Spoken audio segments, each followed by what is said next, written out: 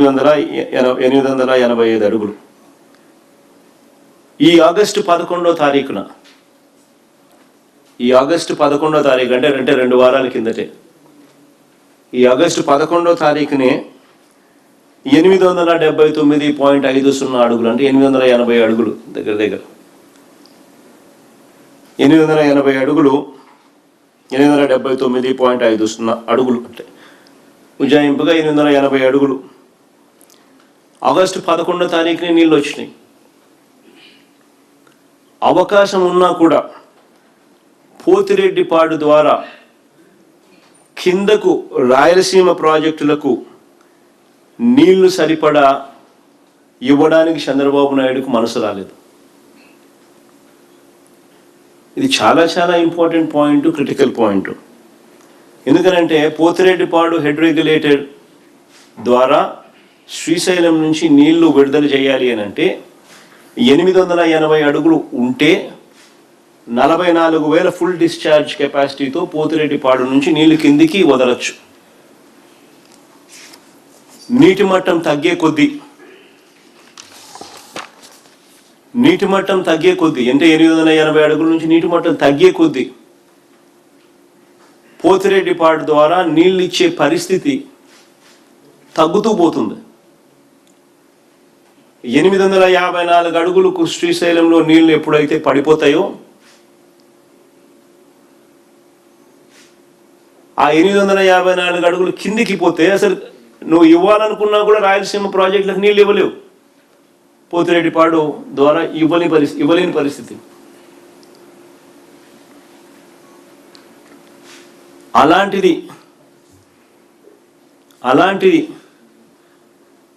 చంద్రబాబు నాయుడు గారు ఈరోజు పరిస్థితి ఏమిటి అని చెప్పి గమనిస్తే, ఈరోజు శ్రీశైలం నుంచి ఎడాపెడ తెలంగాణ వాళ్ళు కరెంటు, ఆంధ్రాలో ఉంటూ చంద్రబాబు నాయుడు రైతుల గురించి ఆలోచించకుండా చంద్రబాబు నాయుడు గారు కూడా మరోవైపున కరెంటు జనరేషన్ 48,000 క్యూసెక్కులు డ్రా చేస్తూ ఉన్నారు.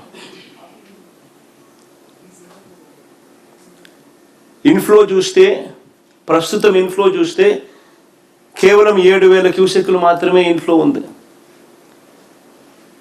మరో వంక ఎల్నినో అంటారు,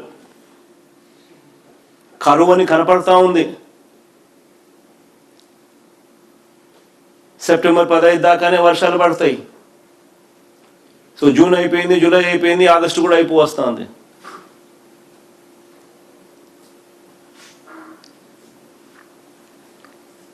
$48,000 క్యూసెక్లు అవుట్ఫ్లో, 7,000 క్యూసెక్లు ఇన్ఫ్లో.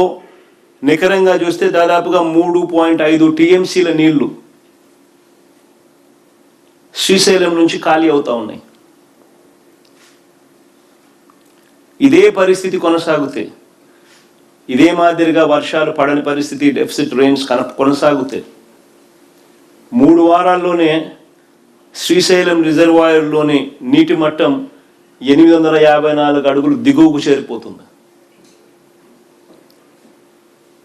ఈరోజు బహుశా 165 టీఎంసీలు ఏదో నీళ్ళు ఉన్నట్టున్నాయి, కరెస్పాండింగ్ టు 875 ఫీట్. రోజుకు 3.5 టీఎంసీ లెక్కన డ్రా చేస్తా పోతా ఉంటే దాదాపుగా 75 టీఎంసీలు చిల్లర 3 వారాల్లో. 90 టీఎంసీలకు వచ్చేసరికి 854 అడుగులకు వచ్చేస్తాం. దాని తర్వాత శ్రీశైలంలో 90 టీఎంసీలు ఉన్నా కూడా రాయలసీమకు నీళ్ళు ఇవ్వలేవు. ఎందుకంటే 854 అడుగులు దిగువన పడిపోతే నువ్వు పోతిరెడ్డిపాడును ఆపరేట్ చేయలేవు. ఈ లోపల ఒకసారి రాయలసీమలో డ్యాముల పరిస్థితి ఎలా ఉంది అని చెప్పి ఒకసారి గమనించమని చెప్పి కొడతా ఉన్నా. స్లైడ్ కూడా ఒకసారి వేయండి అమ్మా. రాయలసీమలో ఈరోజు డ్యాముల పరిస్థితి ఏ మాదిరిగా ఉందనేది ఒకసారి గమనించమని కొడతా ఉన్నా. రాయలసీమ ప్రాజెక్టుల పరిస్థితి చూస్తే తెలుగుగంగ కెనాల్ మీద ఆధారపడి ఉన్న వెలుగోడు, బ్రహ్మంసాగర్, సోమశిల, కండలేరు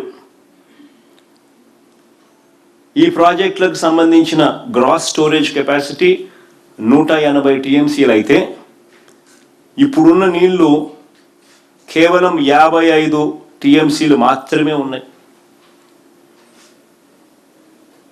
ఇందులో డెడ్ స్టోరేజ్ దాదాపుగా 14 టీఎంసీలు కన్నా తీసేస్తే ఇక అందుబాటులో ఉన్న నీళ్లు కేవలం 41 టీఎంసీలు మాత్రమే అందుబాటులో ఉంటాయి.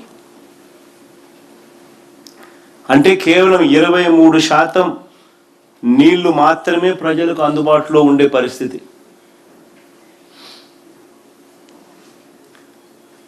ఇక ఆ తర్వాత కింద ఎస్ఆర్బిసి జిఎన్ఎస్ఎస్ కింద ఉన్న ప్రాజెక్టులు ఒకసారి గమనిస్తే గోరకల్లు, అవుకు, గండికోట, పైడిపాలెం, వామికొండ, సర్వరాయసాగర్, చిత్రావతి రిజర్వాయర్లు. వీటి టోటల్ స్టోరేజ్ కెపాసిటీ 59 టీఎంసీలు అయితే ఇప్పుడున్న స్టోరేజ్ కెపాసిటీ కేవలం 31 టీఎంసీలు మాత్రమే.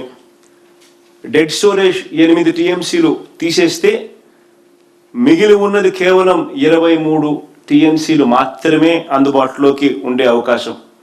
అంటే కేవలం 39% మాత్రమే నీళ్ళు అందుబాటులో ఉన్న పరిస్థితి. ఇక హెచ్ఎన్ఎస్ఎస్ కింద కొంచెం సైడ్ ముందుకు పోమ.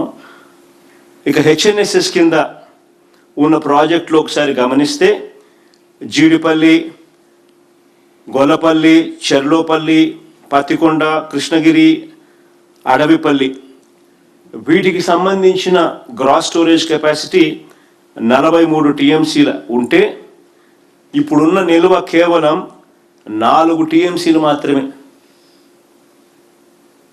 కేవలం 4 టీఎంసీలు మాత్రమే.